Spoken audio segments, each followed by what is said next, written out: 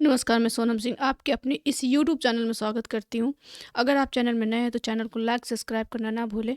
हम पढ़ रहे थे सीटेट हिंदी पेडोलॉजी, जिसमें से भाषा के कार्य चैप्टर है और इसके 20 क्वेश्चन हम लोगों ने कर लिए हैं, जिसमें से पार्ट 9 और पार्ट 10 नाम से अपलोड हो चुका है।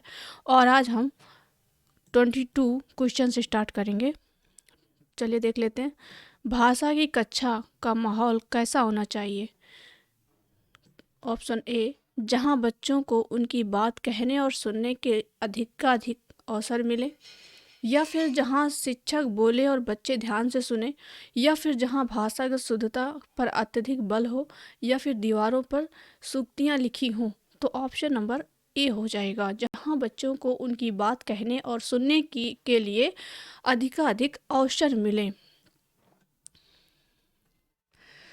मौखिक भाषा भाषा का मौलिक रूप है और प्रश्नगत युक्त विकल्प मौखिक अभिव्यक्ति हेतु अवसर उपलब्ध कराने के कारण महत्वपूर्ण है। यहाँ पर जो भी जिस ऑप्शन में अवसर दिया जाए या अवसर मिले, ऐसे जो वर्ड हैं, ये जो अवसर, तो उसके 100% चांसेस हो जाते हैं सही होने के।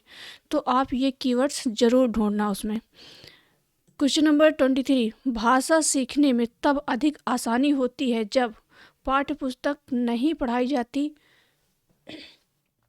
बच्चों को समृद्ध भाषाई परिवेश उपलब्ध कराया जाए, या फिर भाषा की परीक्षा नहीं होती, या फिर जब शिक्षक कहानी सुनाते हैं।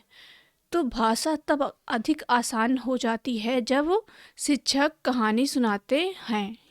ऑप्शन नंबर डी सही हो जाएगा।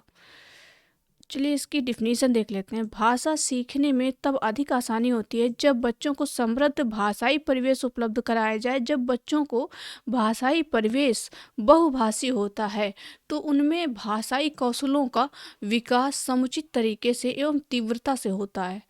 क्वेश्चन नंबर 24, कालिका हिंदी भाषा में बोलते समय कई बार अटकती है, आप क्या करेंगे?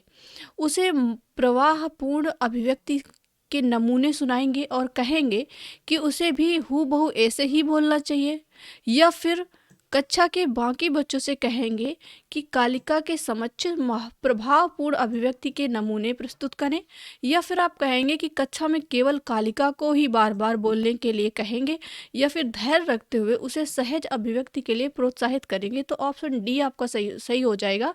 धैर्य रखते हुए उसे सहज अभिव्यक्ति के लिए आप प्रोत्साहित करेंगे। क्वेश्चन नंबर 25, भाषा की प्रकृति के लिए के संबंध में कौन सा कथन उचित नहीं है? आपको बताना है कि उचित नहीं है। भाषा कठोरता से व्याकरणिक नियमों का अनुसरण करती है, तो यहाँ पे ये गलत है। कठोरता से यहाँ पे ऐसे कोई वर्ड नहीं आएंगे, तो ऑप्शन ए ही आपका हो जाएगा। ठीक है, यही गलत हो जाएगा।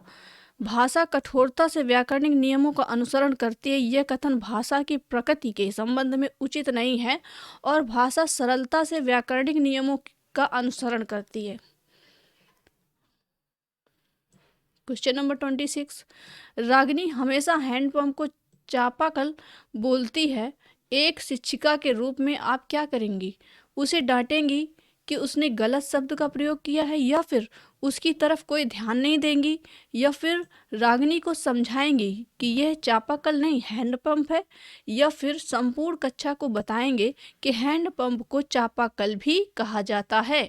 तो आपको संपूर्ण कक्षा को बताना है कि हैंडपंप को चापाकल भी कहा जाता है। यहाँ पे देखो डिफिनीशन इसकी है, रागिनी हमेशा हैंडपंप को चापाकल बोलती है। एक शिक्षक के रूप में आप संपूर्ण कक्षा को बताएंगे कि हैंडपंप को ही चापाकल भी कहा जाता है। चापाकल भोजपुरी शब्द है। रागिनी मातृभाषा के प्रयोग के कारण हैंडपंप को चापाकल कहती है।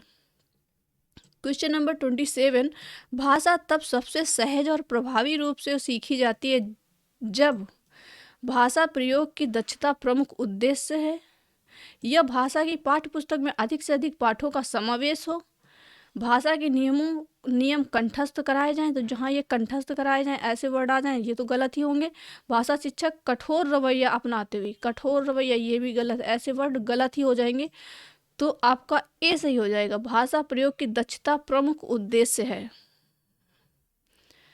क्वेश्चन नंबर 28 के यहाँ पे रिक्त स्थान है, इसको आपको बताना है कि अतिरिक्त निम्नलिखित पाठ्यक्रम सहगामी क्रियाकलाप भाषा सीखने में सहायक हो सकते हैं। परिचर्चा में या घटना वर्णन में या फिर गति में या फिर पाठों को याद करने में। तो सी सही हो जाएगा। पाठों को याद करने के अतिरिक्त निम्नलिखित पाठ्यक्रम सहगामी क्रियाकलाप भाषा सीखने में सहायक हो सकते हैं, यानी कि इसके अतिरिक्त पाठ को याद करने के अतिरिक्त जो परिचर्चा है, घटना वर्णन है और गीत है, इसके द्वारा भाषा सीखने में सहायता होती है, लेकिन इसके अतिरिक्त बोला है, पाठों के याद करने के अतिरिक्त। क्वेश्चन नंबर 29 भाषा सीखने में होने वाली त्रुटियां सीखने की प्रक्रिया का हिस्सा हैं या फिर भाषा अपरिपक्वता को दर्शाती हैं या अक्षम्य है या शिक्षक की कमी को दर्शाती हैं। तो यहाँ पे सीखने में जो त्रुटियां होती हैं वो सीखने की प्रक्रिया का हिस्सा होती हैं। क्वेश्चन नंबर 30 भाषा शिक्षण के संदर्भ में कौन सा कथन सही नहीं है? बच्चे भाषा की जटिल संरचनाओं के साथ विद्यालय आते हैं या फिर बच्चे अपने द्वारा बनाए गए भाषा नियमों में विस्तार एवं परिवर्तन करते हैं। समृद्ध भाषिक परिवेश भाषा अर्जन करने में सहायक होता है या फिर बच्चों की मातृभाषा का कक्षा में प्रयोग नहीं होना चाहिए।